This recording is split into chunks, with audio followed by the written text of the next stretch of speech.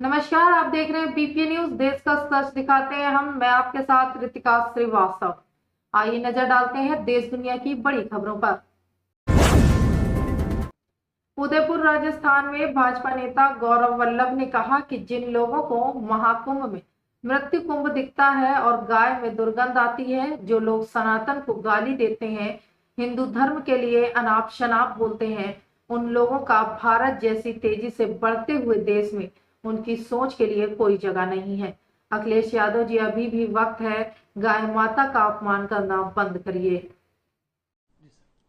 जिन लोगों को महाकुंभ में मृत्यु कुंभ दिखता है, गाय से दुर्गंध आती है, जो लोग सनातन को गाली देते हैं, हिंदू धर्म के लिए अनाप शनाप मुंह में जो आता है वो बोल देते हैं, उन लोगों का भारत जैसे बढ़ते हुए राष्ट्र, भारत जैसे तेजी से बढ़ते हुए देश में उन लोगों की सोच की कोई जगह नहीं है। अखिलेश यादव जी, अभी भी समय है, गाय माता का अपमान करना बंद करिए। महाकुंभ को मृत्यु कुंभ जब टीएमसी की नेता ममता बनर्जी बोल रही थी और आप लखनऊ में बैठ के उसकी हाँ में हाँ मिला रहे थे, ताली पीट रहे थे, वो बंद कीजिए। सनातन धर्म और हिंदू धर्म के लिए अपशब्द निकालना निरंतर जो आपके लोग करते हैं उसको बंद कीजिए। औरंगजेब को क्या महिमा मंडन करना बंद कीजिए। भारत में महाराणा प्रताप का महिमा मंडन होगा, छत्रपति शिवाजी का महिमा मंडन होगा और हम सब के आराध्य देव भगवान श्री राम का महिमा मंडन होगा। सर, हाल ही में जो महाराणा सांगा को लेकर भी बयान चल रहा है, उसका विरोध भी हो रहा है देश भर में। कल भी करनी सेना ने दिल्ली सरकार में मंत्री कपिल मिश्रा ने कहा कि हम लोग बड़े कार्यक्रम का आयोजन करने जा रहे हैं, जिसकी शुरुआत दिल्ली विधानसभा से होगी। कला एवं संस्कृति मंत्रालय द्वारा चैत्र शुक्ल प्रतिपदा 2025 का बड़ा कार्यक्रम शुरू होने जा रहा है। जैसे दिवाली 15 अगस्त या 26 जनवरी पर विधानसभा को सजाया जाता है, उसी तरह से विधानसभा को सजाकर हिंदू नववर्ष का अच्छा उत्सव मनाया जाएगा। इन सभी कार्यक्रमों की श्रृंखला अंबेडकर जयंती पर जाकर पूर्ण होगी। देखिए, बड़े कार्यक्रम का आयोजन हम लोग करने जा रहे हैं। दिल्ली विधानसभा से शुरू होगा ये कार्यक्रम। मुख्यमंत्री महोदया का भी यही इच्छा थी और उनका मानना था, विधानसभा अध्यक्ष भी यही चाहते हैं। तो कला एवं संस्कृति मंत्रालय बड़ा कार्यक्रम दिल्ली विधानसभा में आयोजित कर रहा है चैत्र शुक्ल प्रतिपदा का। कैलाश खेर जी को हमने बुलाया है, हजारों दिल्ली के नागरिकों के बीच में बड़ा उत्सव, जैसे दिवाली पे 15 अगस्त 26 जनवरी पे विधानसभा सजती है, उसी प्रकार से सजाकर एक अच्छा उत्सव हम लोग हिंदू नववर्ष का दिल्ली की विधानसभा में दिल्ली सरकार द्वारा मनाया जाएगा। और इसके साथ साथ रामनवमी और हनुमान जयंती के उत्सव भी कला एवं संस्कृति मंत्रालय के द्वारा इनका आयोजित किया जाएगा। और ये सभी कार्यक्रमों की जो श्रृंखला है, ये अंबेडकर जयंती पर जाकर पूर्ण होगी, जब दिल्ली सरकार के सभी विभाग अंबेडकर जयंती के कार्यक्रमों का आयोजन करेंगे। वायनाड में कांग्रेस सांसद प्रियंका गांधी वाड्रा ने कहा कि यह पहला कदम है और हम इसके उद्घाटन के लिए यहाँ हैं। इसलिए मुझे लगता है कि हम सभी को इसके बारे में सकारात्मक होना चाहिए। सभी ने कुछ न कुछ करने का प्रयास किया है। जैसा कि आप जानते हैं कि कर्नाटक सरकार ने भी घोषणा की है कि वे 100 घर बनाने में मदद करेंगे। इसलिए मुझे लगता है कि यह एक सामूहिक प्रयास है। Well, look, it's a first step and we are here too for that inauguration. So I think we should all be positive about it. Everybody has made an effort to try to do whatever they could. As you know, also Karnataka government has also announced that they will also help and build 100 houses. So I think it's a collective effort and everybody should be positive. Bhajpa नेता अर्जुन सिंह के आवास पर कल रात हुए हमले के बाद उन्हें पुलिस का नोटिस मिलने पर अर्जुन सिंह ने कहा कि हमने एफआईआर कराया है। उसके चलते एक एफआईआर उन्होंने हमारे खिलाफ कराया है। नोटिस आता रहता है। हमने चुनौती दी है कि वहां पुलिस का 10 से 12 सीसीटीवी है। अगर सीसीटीवी में आ गया कि मैंने गोली चलाई है तो मैं खुद पुलिस के समक्ष आत्मसमर्पण कर दूंगा। सर, आपको पुलिस ने नोटिस दिया जगतल थाना से 11:39 में हमने एफआईआर किया है, नोटिस भेजा है। उसी एफआईआर को ये करने के लिए इन लोगों ने एक एफआईआर हमारे अगेंस्ट में कराया है। तो नोटिस आते रहता है, क्या किया जाएगा। कानून को हम लोग इज्जत जरूर करते हैं, लेकिन ये तो क्लियर है कि हमने चैलेंज किया है कि भैया सीसीटीवी कैमरा वहाँ 10 से 12 सीसीटीवी कैमरा पुलिस का है। एक भी जगह अर्जुन सिंह ने गोली चलाया। अर्जुन सिंह जब वहां मेघना गेट के पास पहुंचे हैं इस गली के माध्यम से, तब तक वहां कोई था ही नहीं, सब भाग गया था। पीछे से जब पब्लिक आवाज दी है तो वो भाग गए थे। तो गोली तो भागते हुए शिव मंदिर गली के बगल से वो लोग गोली चलाते हुए आगे भागे हैं। ये तो गोली खुद उन लोगों के गोली से, नमित सिंह के गोली से उसको गोली लगा है। अब रही बात, मैं जिहादियों के खिलाफ हूं तो जिहादी हैं तो अपना हो सकता है मेरे नाम से बोल रहे हो, लेकिन मैं चैलेंज करता हूं कि अगर सीसीटीवी कैमरा में आ जाएगा तो पुलिस को परेशान होने की जरूरत है। मैं खुद पुलिस के पास सरेंडर हो जाऊंगा। सर टीएमसी का कहना है सर कि ये बीजेपी एकदम शून्य हो गई है बैरकपुर से सर, तो फिर से तब इतना काहे परेशान है? बीजेपी अगर शून्य हो गई है तो परेशान क्यों हो रहे हो? परेशान मत हो। बीजेपी शून्य हो गई है तो तुम राज करो। सर तो क्या ये आपसे क्या जलन है या आपसे डरते हैं लोग बैरकपुर? अरे हमसे प्रेम थोड़े करते हैं, जलते हैं, डरते हैं, तभी नहीं सब करते हैं। ठीक है सर, अपने ऊपर नेतृत्व को देखिए, सबको ही पता है, सबको जानकारी हो चुकी है, सब जगह खबर चल जा चुका है। ठीक है। आगरा में समाजवादी पार्टी के सांसद रामजी लाल सुमन के आवास पर तोड़फोड़ को लेकर समाजवादी पार्टी के नेता राम गोपाल यादव ने कहा कि ये हमला पूर्व नियोजित तो था ही, बड़े आला अधिकारियों की जानकारी में भी था। प्रशासन को जो सख्ती करनी चाहिए थी वो नहीं की गई। संसद में उन्होंने जो कहा वो संसद में निपटना चाहिए, लेकिन किसी के घर और परिवार पर हमला हुआ, इसके लिए यहाँ का प्रशासन पूरी तरह जिम्मेदार है।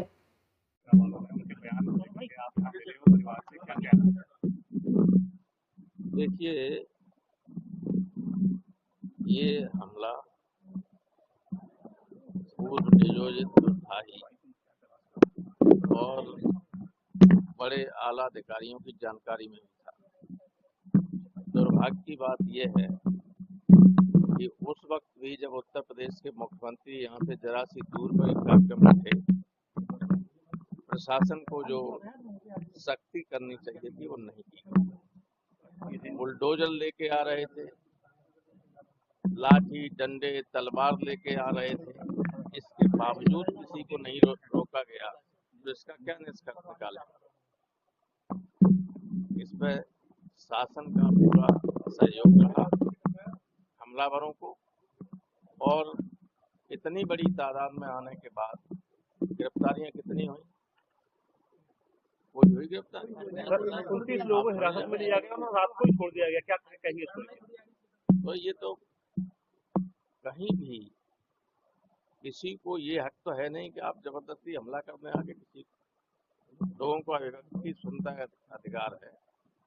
संसद में सुमन जी ने जो कहा वो संसद में मामला निपटता, संसद में उठ रहा है, आज भी उठ रहा है, लेकिन हमला करे कि ये घर पे आके परिवार वालों को, आसपास परिवार थोड़ी आसपास पड़ोसी लोगों के भी नुकसान हुआ, गाड़ियां टूटी, तो ये इसके लिए यहाँ का प्रशासन पूरी तरह से जिम्मेदार है। पीडीए की भी क्या तैयारी है इस हमले को लेकर? समाजवादी पार्टी ईद के बाद पूरे उत्तर प्रदेश में आंदोलन करने जा रही है इस इशू को लेकर। सामंतवादी मनोवृत्ति जो है जिस तरह से पनप रही है, और ये तो रामजी लाल सुमन के ऊपर हमला हुआ है। अगर रामजी लाल सुमन दलित न होते, अगर उन्हीं की बिरादरी के होते तो हमला करते ही लोग। ये पूरे पीडीए पर और दलित समाज के ऊपर हमला है। समाजवादी पार्टी इसको किसी कीमत पर बर्दाश्त नहीं करेगी, और ईद के तत्काल बाद हमें अगर कार्रवाई नहीं होती है तो पूरे प्रदेश में आंदोलन। उपेंद्र राणा का एक वीडियो आया है जिसमें वो कह रहे हैं कि अगर नहीं माफी मांगी तो ऐसा है, हम लोग पूरी ताकत लगाएंगे, आंदोलन करेंगे, सरकार को हिला देंगे।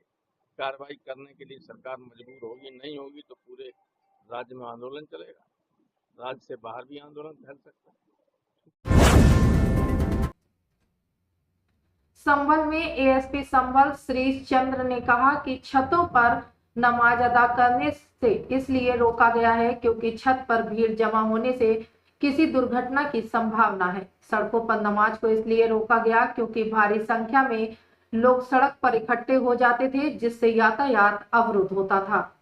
कि क्यों रोका जा रहा है, हमारी भावनाओं को ठेस पहुंचाई जा रही है, हम कोर्ट का रुख करेंगे। सर, क्या पूरा मामला है? छतों पर नमाज अदा करना कोई परंपरागत रूप से नहीं है।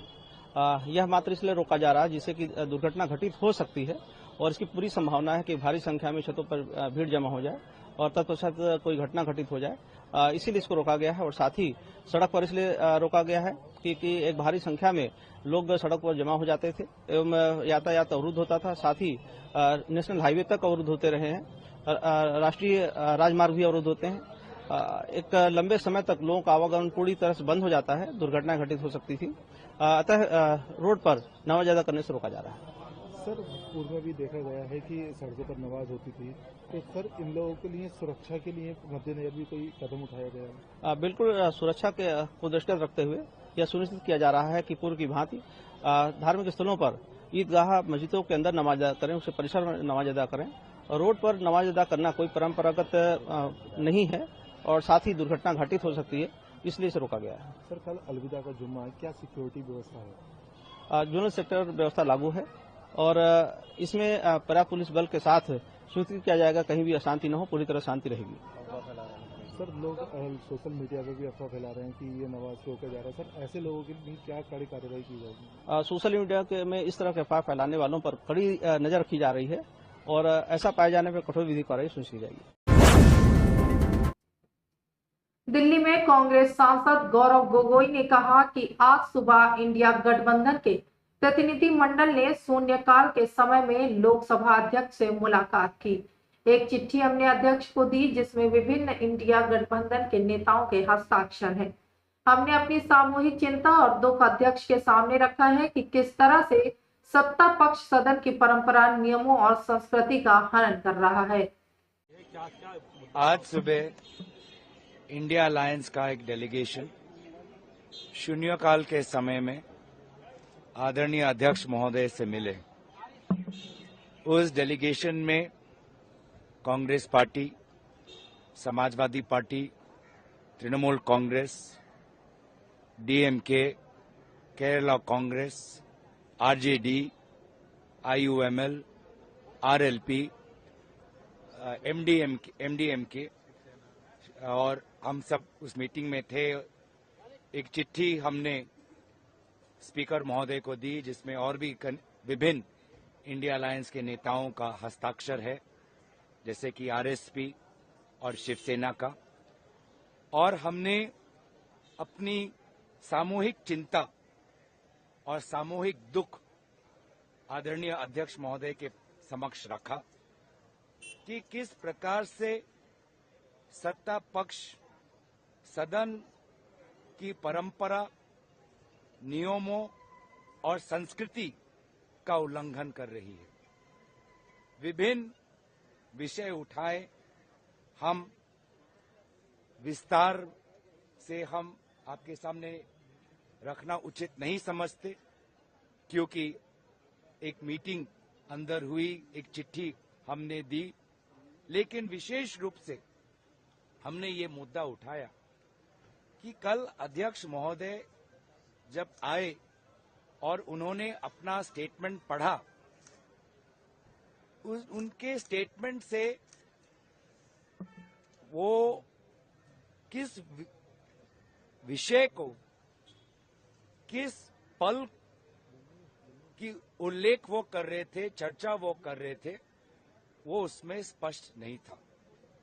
उन्होंने रूल 349 का नाम लिया और कहा कि सदन के सदस्यों और विशेष रूप से नेता प्रतिपक्ष को रूल 349 का पालन करना चाहिए। इस वाक्य में वो किस विशेष घटना का उल्लेख कर रहे थे, इसका बात हमें नहीं पता चलता, लेकिन बाहर हमने देखा शाम को कि किस प्रकार से इस वाक्य का राजनीतिकरण हुआ, दुष्प्रचार हुआ। और वही बात आज हमने अंदर स्पीकर महोदय को भी अवगत किया कि आपके उस वाक्य को किस प्रकार से आज बाहर मीडिया में उसका राजनीतिकरण हो रहा है। एलओपी शून्य काल में अपनी पैर पे थे, उनके पद का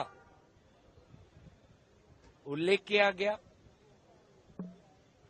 बताया गया कि उनके पद के अनुसार वो सदन की परंपरा का कहीं ध्यान नहीं रख रहे, और जब एलओपी खड़े हुए तो हम सभी ने देखा कि तुरंत हाउस अर्जन हो गया।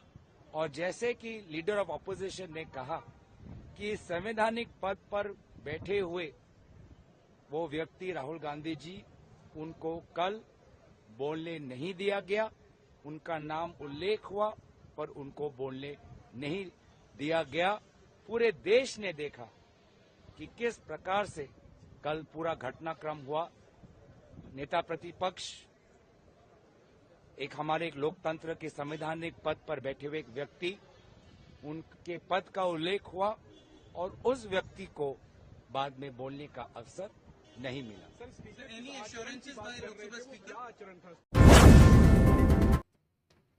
व्यवसायी रॉबर्ट वाड्रा ने कहा कि राहुल आम लोगों की ही आवाज है। वे हमेशा किसानों के मुद्दे उठाते आए हैं। राहुल और प्रियंका के बीच बहुत अच्छा रिश्ता है, जहां एक भाई अपनी बहन को प्यार से बधाई देता है। हमने अपने पूरे परिवार द्वारा सिखाया गया है कि अपने सदस्यों में महिलाओं और आसपास के लोगों का सम्मान कैसे करना है। हम अपने रिश्ते को बनाए रखने में विश्वास करते हैं। हम भाजपा की तरह नहीं है जो रिश्ते तोड़ते हैं। स्पीकर द्वारा राहुल का पक्ष सुने बिना सदन को स्थगित करना सही नहीं है। भारत के लोग हैरान हैं। वे एक ऐसी सांसद चाहते हैं जो अधिक संबंधित हो, ना कि ऐसी संसद जो आरोप लगाती हो।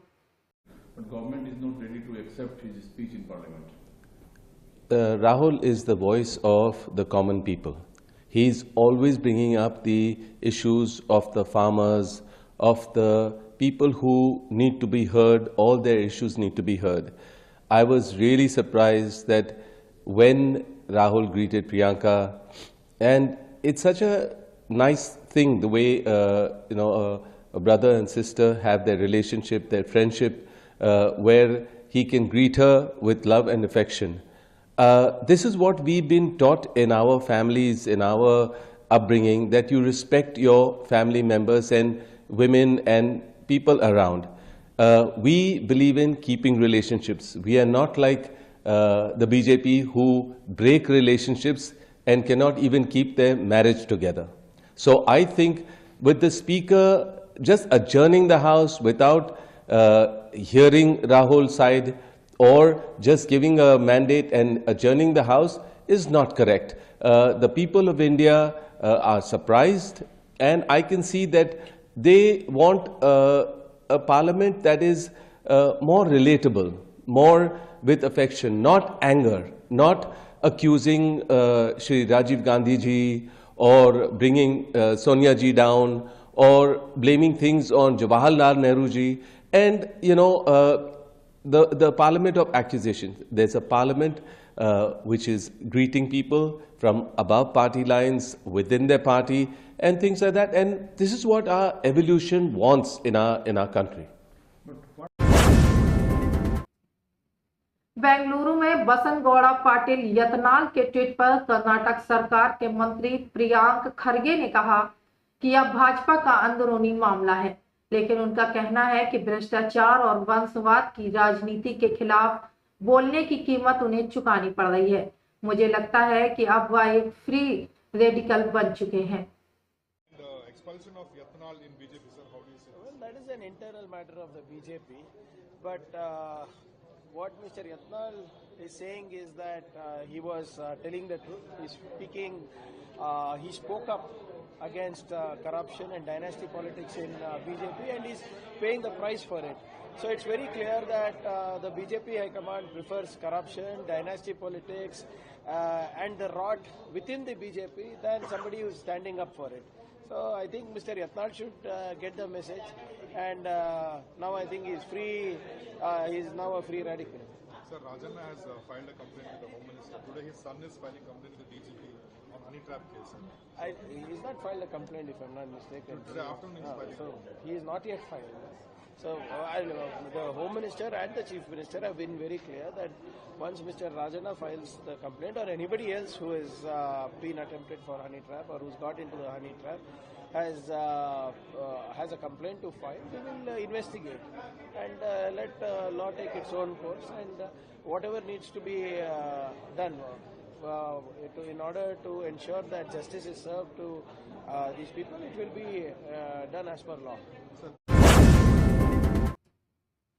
दिल्ली में केंद्रीय मंत्री चिराग पासवान ने कहा कि विपक्ष के सदस्य जेपीसी में मौजूद हैं। अपनी बात रखने का मौका भी विपक्ष को दिया गया है। विपक्ष के कई नेता ऐसे हैं जो यह माहौल बनाना चाहते हैं कि यह वक्फ संशोधन विधेयक मुसलमानों के खिलाफ है। हमारी सरकार की सोच है कि गरीब मुसलमानों को भी बराबरी का हक मिलना चाहिए। पास किया है केंद्र सरकार के खिलाफ, मेरी समझ के परे है। आपके सदस्य उस समिति में मौजूद हैं, जेपीसी में मौजूद हैं। जितनी बातें आपको रखनी थी मौका सबको दिया गया, उसके बाद भी इस तरीके का माहौल बनाना, मतलब सोची समझी रणनीति के तहत विपक्ष के कई सांसद, कई नेता, कई दल ऐसे हैं जो ये माहौल बनाना चाह रहे हैं कि ये वक्फ संशोधन बिल जो है ये मुसलमानों के खिलाफ है। मेरी समझ के परे है कि इस तरीके से मुसलमानों के बीच में आप अपनी राजनीतिक रोटियां सेकने की सोच से, और कौन कौन से दल नहीं है, कांग्रेस जैसी पार्टियां, राजद जैसी पार्टियां, सपा जैसी पार्टियां। सच्चर कमेटी की रिपोर्ट 2006 में आई थी मुसलमानों के हालातों को बताती हुई। 2006 से पहले अधिकांश समय किन लोगों की सरकारें थी? केंद्र की अगर आप बात कर लें, कांग्रेस और कांग्रेस समर्थक सरकारें थी। मैं अगर अपने राज्य बिहार की बात करूं तो 15 साल तक लगातार राजद की सरकार थी। उसके बाद भी मुसलमानों के हालात इतने बदतर थे, और आज आप सबसे बड़े उनके मसीहा बनते हुए उनके बीच में ये भ्रम फैलाने का प्रयास कर रहे हैं कि वक्फ संशोधन में ऐसी चीजें कर दी गई हैं जिससे पता नहीं मुसलमानों का कितना अहित हो गया। इस सरकार की सोच है कि एक गरीब मुसलमान को भी, मुसलमानों में भी ऐसे वर्ग से आने वाले लोग जो अभी भी मुख्य धारा के साथ नहीं जुड़े हुए, सबको बराबरी का हक मिले। जितने संशोधन हैं उस सोच के साथ किए जा रहे हैं, और बिना मतलब अभी तक पार्लियामेंट में ये आया नहीं, इसके ऊपर चर्चा नहीं। जब आएगा, चर्चा होगी, अपनी बातों को आप रखिएगा, उसके बाद आप बोलिएगा कि क्या सही हुआ, क्या गलत हुआ। इन एंटीसिपेशन पहले से ही ये सारी बातें कर कर समाज के बीच में गलत संदेश देना, उनको भ्रमित करना, ये कतई उचित नहीं है। एक सवाल इसी संदर्भ में है कि कल पटना में इसी को लेकर all India Muslim personal law board के और तमाम लोगों ने वहां प्रोटेस्ट किया, और इस प्रोटेस्ट में तमाम राजद के नेता शामिल हुए, प्रशांत किशोर शामिल होते हैं, और पटना सेंटर बनता है। क्योंकि पटना में चुनाव होने वाले हैं, बिहार में चुनाव। बिल्कुल, ये सारी चीजें राजनीतिक दृष्टि से की जा रही हैं। बिहार में चुनाव है, इसीलिए आज सबको मुसलमानों की वहां पे याद आ रही है। मैं तो पूछना चाहता हूं, मैंने तो कहा है कि भैया बताएं ना, सच्चर कमेटी की रिपोर्ट में क्यों ये बातें कही गई? बताएं, राजद जवाब देना कि भाई 15 साल तक लगातार आप सत्ता में थे ना, आपका तो समीकरण भी है भाई। आप तो एमवाई को एकदम सीना ठोक के आप बोलते हैं, तो उस एमवाई समीकरण में क्यों एम की हालत ऐसी रह गई? फॉर दैट मैटर वाई की भी हालत आपने कोई सुधारी नहीं है वहां पे, बट आपके एम की हालत इतनी खतर, इतनी बदतर क्यों हो गई? इसका जवाब इन लोगों के पास है नहीं। बट आज क्योंकि चुनाव आ रहे हैं, सब वहां पर जा रहे हैं हितैषी बनने के लिए। और ताज्जुब तो मुझे कई ऐसे मुस्लिम धार्मिक संगठनों से भी है कि भाई आप मुझ पे तो सवाल उठा देते हैं, आप एक ऐसे बेटे पे सवाल उठा रहे हैं जिसके पिता ने अपनी पार्टी को समाप्त कर दिया 2005 में मुस्लिम मुख्यमंत्री बनाने की बात कर। बट इन लोगों से आप सवाल नहीं पूछ रहे जो अपने आप को मुसलमानों का संरक्षक बोलते हुए, उनका हितैषी बोलते हुए, आज तक उन्होंने मुसलमानों को लूटने के अलावा, उनको अपना वोट बैंक बनाने के अलावा उन्होंने कोई काम नहीं किया। दिल्ली में सड़क पर नमाज पर रोक के फैसले पर समाजवादी पार्टी के सांसद आनंद भदौरिया ने कहा कि जैसे जैसे 2027 के चुनाव नजदीक आते जाएंगे, ऐसे बयान और घटनाएं बढ़ती जाएंगी। पिछले 8 वर्षों में भाजपा ने विकास के पैमाने पर कोई ऐसा काम नहीं किया है जिसे लेकर जनता के बीच जाए। कौन चाहता है कि सड़क पर नमाज पढ़े? प्रशासन को वैकल्पिक व्यवस्था करनी चाहिए। भाजपा का मंसूबा कामयाब नहीं होगा। वे हिंदू मुस्लिम को आपस में लड़ाना चाहते हैं। और उन्होंने कहा है कि जो नवरात्रि और रमजान ईद का महीना जो है, ईद भी आने वाली है और नवरात्रि भी शुरू होगी, उनका कहना है कि ये अग्री किए हैं कि सड़क पे नमाज नहीं होगी लेकिन छतों पे हो सकती है। लाउड स्पीकर को लेकर सहमति नहीं बनी है। क्या कहना है सर आपका, जो तमाम कोशिशें की जा रही हैं? देखिए, जैसे जैसे उत्तर प्रदेश में 2027 के चुनाव नजदीक आते जाएंगे, वैसे वैसे इस तरीके की घटनाएं, इस तरीके की बयानबाजियां बढ़ती जाएंगी, क्योंकि पिछले 8 वर्ष में भारतीय जनता पार्टी ने विकास के पैमाने पर कोई ऐसा काम नहीं किया है जो उपलब्धि लेकर के जनता के बीच में जाए। अगर बेरोजगार नौजवान नौकरी मांगने के लिए लखनऊ आया है तो उसे लाठी मिली है, कोई परीक्षा आयोजित हुई है तो पेपर लीक हुआ है, किसानों की गन्ने की कीमत नहीं बढ़ी, 400 रुपए के आसपास सुनने में आ रहा था कीमत बढ़ेगी, लेकिन 500 रुपए गन्ने की कीमत बढ़नी चाहिए, कोई कीमत नहीं बढ़ाई गई, भुगतान अलग से हो नहीं पा रहा है किसानों का। कहीं ना कहीं महंगाई आसमान छू रही है, रोजमर्रा की जरूरतों के दाम बढ़ रहे हैं, डीजल पेट्रोल आसमान छू रहा है। तो फिर जाहिर सी बात है कि जब इन मोर्चों पर सरकार फेल होगी तो जो मुख्यमंत्री जी का प्रिय विषय है हिंदू मुसलमान, वो लेकर के आएंगे। और सड़क पर नमाज जैसी बात हो, ये कोई आज की नई बात नहीं है। लाउड स्पीकर की भी बात आज की कोई नई नहीं है। पिछले 8 बरस से सरकार इसी एजेंडे पर काम कर रही है। और जहां तक सवाल नमाज का है और सड़क की बात है, तो प्रशासन को कौन चाहता है कि सड़क पर नमाज पढ़े, तो प्रशासन को वैकल्पिक इंतजाम करना चाहिए। और ये अपने देश विविध रंगों से भरा हुआ देश है, हर एक धर्म की आस्था से जुड़ा हुआ और सम्मान करने वाला देश है। इसलिए हम लोग मिल करके, जैसे हमने होली मनाई है, वैसे ही गले मिल करके ईद भी मनाएंगे। और भारतीय जनता पार्टी का ये मंसूबा कामयाब नहीं होगा जो हिंदू मुस्लिम को आपस में वो लड़ाना चाहते हैं। अब जनता समझदार है, इसलिए 2027 का जो चुनाव होगा वो जनता के असल मुद्दों पर, महंगाई, बेरोजगारी, किसानों की समस्याओं पर, जो बेटियों के साथ अन्याय हो रहा है। बलिया में आपने देखा किस तरह एक बेटी की हत्या करके पेड़ से लटका दी गई, अबोध बालिका की। बुलडोजर अम्बेडकर नगर की उस बेटी का भी आपने मार्मिक दृश्य देखा होगा, जिसकी झोपड़ी गिराई जा रही थी और वो किताब लेकर के अपनी झोपड़ी से भाग रही थी। तो ये कहीं ना कहीं जो असल मुद्दे हैं जिन पर उत्तर प्रदेश का चुनाव होगा, बीजेपी के इस कम्युनल एजेंडे पर 2027 का चुनाव नहीं होने जा रहा है। सर, लेकिन आपकी पार्टी के एक सांसद जो कि संभल से ही आते हैं, जियाउर रहमान बर्क, उन्हें लगातार पुलिस से नोटिस मिला। 8 तारीख की तारीख भी तय की गई है। नहीं, बर्क साहब कोई पहले ऐसे सांसद नहीं है।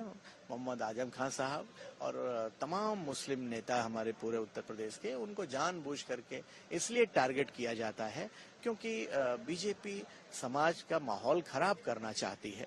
तो जाहिर सी बात है, जो आजम साहब हों या बर्क जी हों, उन्हें मुस्लिम होने की सजा मिल रही है। एक अखिलेश जी का भी बयान है कन्नौज को लेकर के कि उनका कहना है कि भारतीय जनता पार्टी के लोग दुर्गंध पसंद करते हैं इसीलिए गौशाला बना रहे हैं, हम सुगंध पसंद करते हैं इसीलिए हम इत्र पार्क बनवा रहे थे। नहीं, उनके बयान का ये मकसद नहीं था। उन्होंने ये कहा कि जो इत्र पार्क जो इत्र पार्क समाजवादी हुकूमत में उन्होंने स्थापित कराया था, उस कार्य को भारतीय जनता पार्टी ने रोक दिया और उसके जगह वो गौशाला का प्रचार कर रहे हैं। तो गौशालाएं भी तो नहीं चल रही हैं। गौशालाओं की स्थिति आप देखिए, वहाँ क्या स्थिति है। वहाँ जेसीबी मशीन हर गौशाला में खड़ी है, उनको भूसा चारा नहीं मिल पा रहा है। और जो गौ माता का देहांत होता है, जेसीबी से गड्ढा खोद करके वहीं पर गाड़ दिया जाता है। इसलिए किसी आप गौशाला में चले जाइए, वहाँ दुर्गंध के अलावा कुछ नहीं मिलेगी। हमारी मांग है सरकार से, हर एक गौशालाओं में अच्छा इंतजाम करना चाहिए। और जैसे हमें सुगंध पसंद है, वैसे जानवरों को भी सुगंध पसंद है। वहाँ भी अच्छा इंतजाम, अच्छा हवा, पानी, चारे की व्यवस्था होनी चाहिए।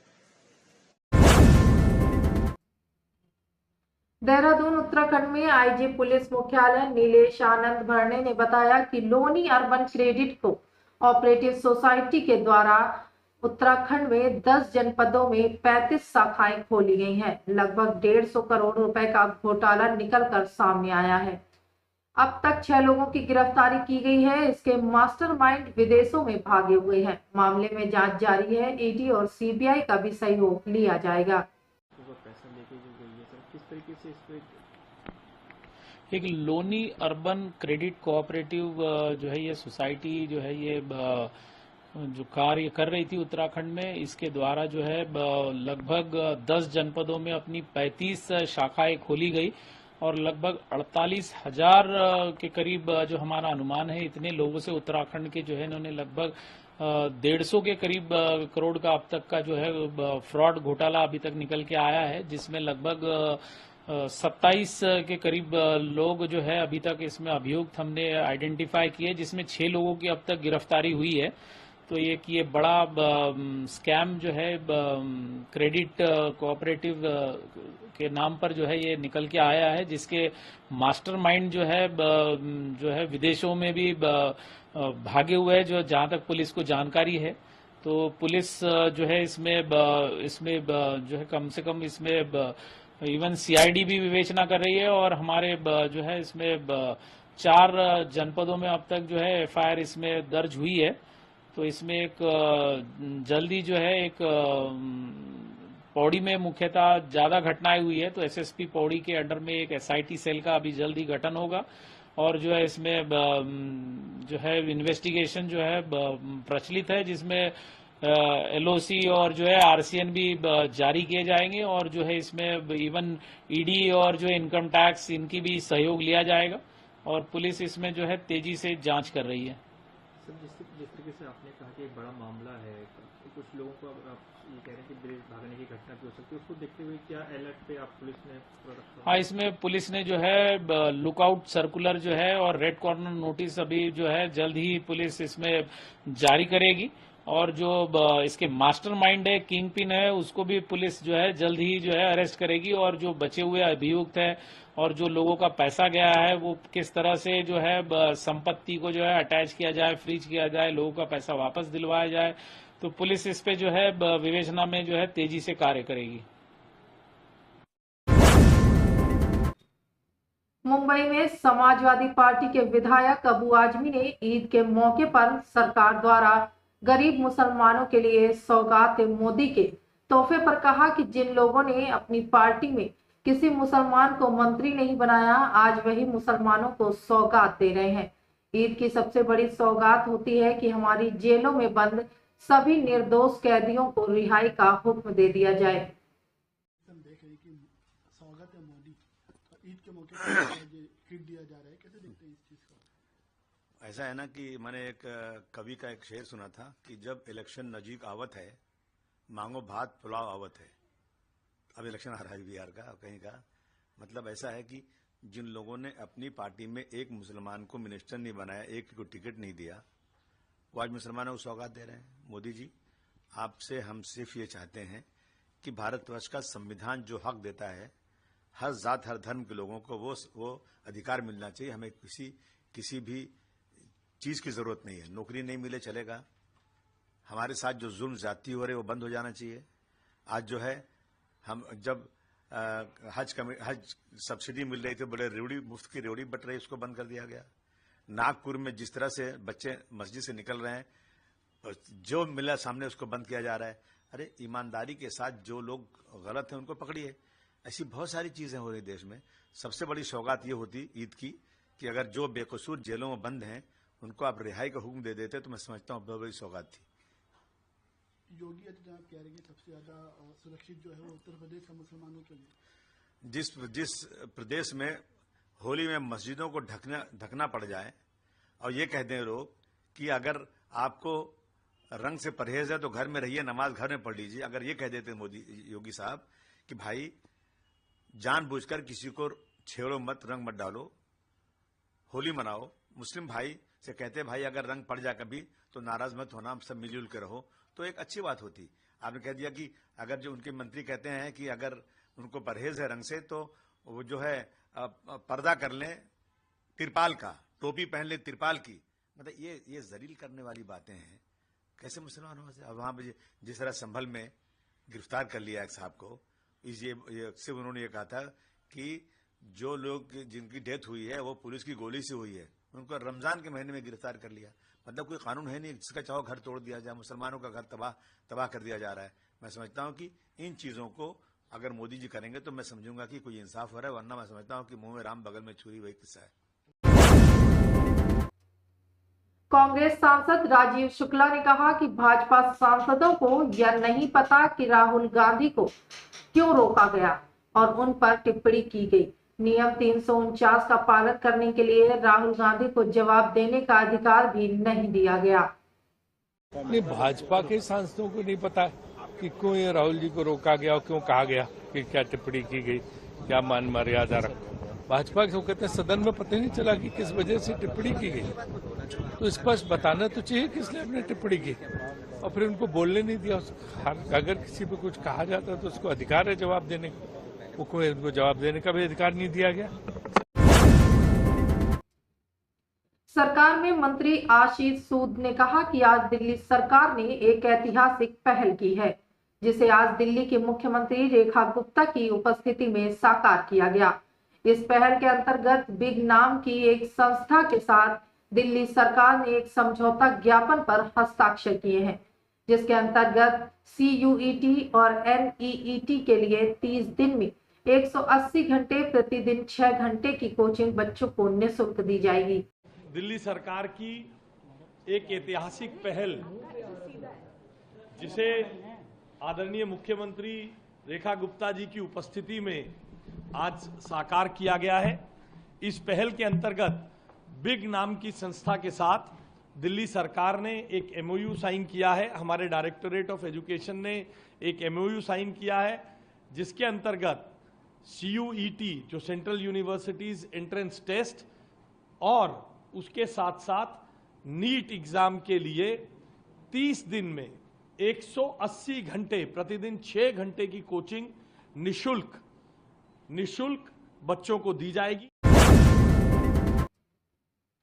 देहरादून राज्य में अवैध मदरसों के खिलाफ सरकार की कार्रवाई पर उत्तराखंड के मुख्यमंत्री पुष्कर सिंह धामी ने कहा कि देवभूमि के मूल स्वरूप को बनाए रखना जरूरी है। देवभूमि में जो भी बाहर से अपनी पहचान छिपा कर आएगा, उसके खिलाफ कार्रवाई की जाएगी। करीब 160 मामलों में कार्रवाई की गई है।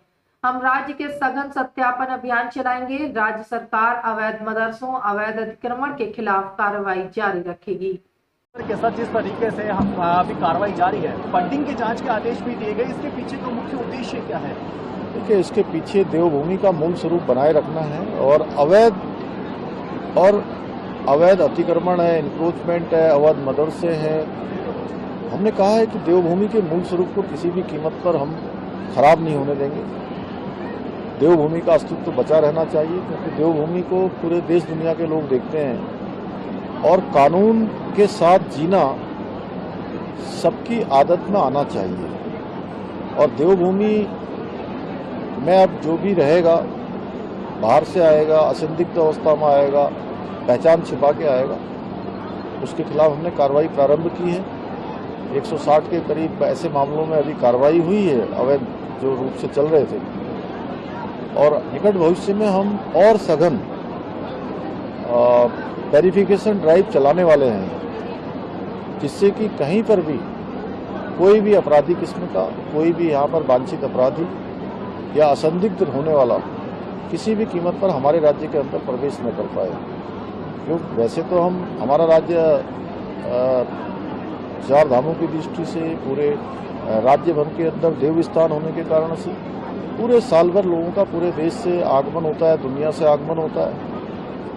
उनकी सुरक्षा अच्छी हो, उनको अपनी सुरक्षा की चिंता न हो। पर्यटन की दृष्टि से भी हमारे राज्य में पूरा राज्य ही डेस्टिनेशन है, और अब आदरणीय प्रधानमंत्री जी ने इसको वेडिंग डेस्टिनेशन के नाते, लोगों के प्रशिक्षण के नाते, अभी अच्छे हमारे जो कंटेंट्स बनाने वाले हैं, क्रिएटिव कंटेंट्स बनाने वाले लोग हैं, उनकी भी हम प्रतियोगिता कर रहे हैं। तो ऐसे हम अनेक काम कर रहे हैं। इसलिए ये जो अवैध अतिक्रमण है, अवैध मदरसे हैं, उसको हम उस अभियान को जारी रखेंगे। अवैध उनको फंडिंग कहाँ से हो रही है, इसकी भी हम इनके सोर्स की भी जांच करेंगे। क्योंकि देखिए, किसी को अगर यहाँ पर अच्छा काम करना है, शिक्षा का काम करना है, उसके लिए सरकार प्रोत्साहन दे रही है, सरकार उनकी सुरक्षा का प्रबंध कर रही है।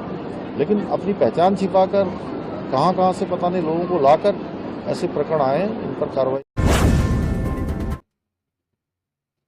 गुवाहाटी में ISI से कथित संबंधों पर असम पुलिस की SIT की जांच पर असम के CM हेमंत बिस्वा शर्मा ने कहा कि मुझे लगता है कि और भी महत्वपूर्ण खुलासे हुए हैं। SIT पाकिस्तान और भारत के कुछ लोगों के बीच घनिष्ठ संबंध स्थापित करने में सफल रही है। जांच जारी है। हमने पहले ही SIT से सितंबर तक जांच बंद करने को कहा है। Other way for alleged ISI links. It has been learned that Lead India Foundation have never shared their itinerary after returning from Pakistan. How do you? I think there are many more important revelation is there. SIT has been able to establish a close link between the Pakistan and India's Pakistan establishment and some of the individual from India, and this investigation is ongoing. We have already asked SIT to close the investigation by September, and I will be able to reveal you more by September. Mirzapur में CM Yogi Adityanath ने कहा कि प्रदेश सरकार के 8 वर्ष के कार्यकाल के उपरांत आयोजित डबल इंजन सरकार की सेवा, सुरक्षा और सुशासन कार्यों के बारे में जो जनपदीय विकास के उत्सव में आयोजन हुए हैं, इन कार्यक्रमों के साथ जुड़ने का अवसर प्रदान हुआ है। पिछले 10 वर्षों में मिर्जापुर का कायाकल्प हुआ है। मुझे प्रसन्नता है जो कार्य पिछले 8 से 10 वर्षों में यहाँ हुआ है, आज उसी का परिणाम यहाँ मंदिर का कॉरिडोर बना है। मंदिर की आमदनी भी 1 वर्ष में 5 गुना अधिक हुई है। अगर मां विंध्यवासिनी धाम में ये कॉरिडोर नहीं होता तो महाकुंभ प्रयागराज के कारण जो भीड़ का दबाव इस धाम पर पड़ा वो अत्यंत कठिन होता। पिछले 10 वर्षों में पीएम मोदी के नेतृत्व में डबल इंजन सरकार ने विकास सुरक्षा का एक मॉडल दिया है। वर्ष के कार्यकाल के उपरांत आयोजित डबल इंजन सरकार के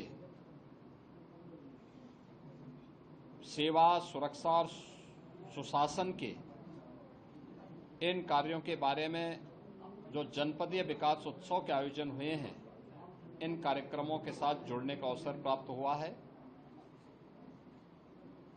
पिछले 10 वर्ष के अंदर मिर्जापुर जनपद की कायाकल्प हुई है। बाण सागर की परियोजना पूरी हुई, मां विंध्यवासिनी मेडिकल कॉलेज का निर्माण हुआ, मिर्जापुर में मां विंध्यवासिनी के नाम पे मेडिकल कॉलेज बना और मां विंध्यवासिनी मंदिर का कॉरिडोर का निर्माण होने के साथ ही हम लोगों ने यहाँ पर त्रिकोण दर्शन की बेहतर सुविधा के लिए, यहाँ के सुंदरीकरण के लिए, अन्य अवस्थापना सुविधाओं के लिए इस बार भी बजट में धनराशि की व्यवस्था की है। ये सभी चीजें मिर्जापुर जनपद को आस्था का सम्मान करते हुए एक व्यवस्थित विकास के एक मॉडल के रूप में प्रस्तुत करने के अभियान का हिस्सा है। मुझे बताते हुए प्रसन्नता है कि जो कार्य पिछले 8-10 वर्ष के अंदर यहाँ पर हुआ है, आज उसी का परिणाम है कि पिछले 8-10 वर्ष के अंदर जो कार्य हुए हैं, इधर कॉरिडोर मंदिर का बना है, मंदिर की आमदनी भी 1 वर्ष में ही 5 गुना अधिक हुई है।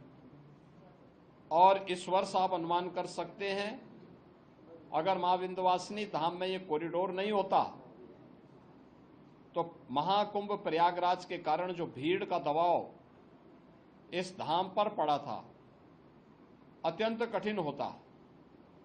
लेकिन कॉरिडोर समयबद्ध तरीके से आगे बढ़ा और उसके अन्य फेज के कार्यक्रमों को भी हम व्यवस्थित रूप से आगे बढ़ाने का कार्य कर रहे हैं।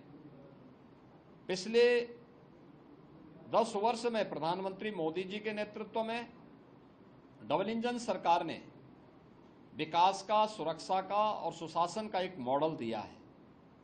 ये मॉडल चाहे वह इंफ्रास्ट्रक्चर डेवलपमेंट का हो, आम जनमानस को गरीब कल्याणकारी योजनाओं के माध्यम से शासन के वेलफेयर स्कीम के साथ जोड़ने का हो, या फिर बिना भेदभाव के गांव के लिए, गरीब के लिए, किसान के लिए, नौजवान के लिए, महिलाओं के लिए, समाज के प्रत्येक तबके के लिए शासन की योजनाओं को पहुंचाने का कार्य रहा हो।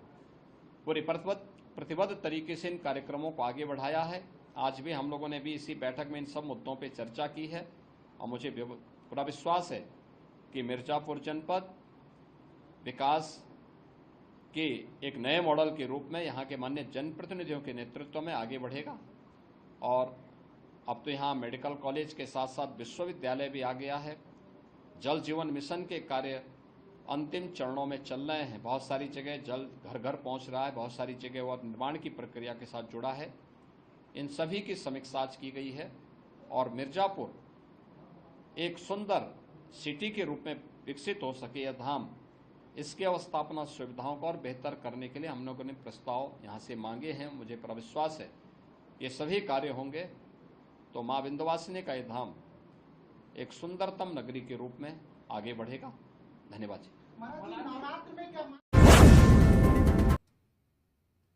ओडिशा में भुवनेश्वर के डीसीपी जगमोहन मीना ने विधानसभा में प्रवेश करने का प्रयास करते समय निलंबित कांग्रेस विधायकों और सुरक्षा कर्मियों के बीच झड़प पर कहा कि उन्होंने हमारे मुख्य बैरिकेड को तोड़ने की कोशिश की थी।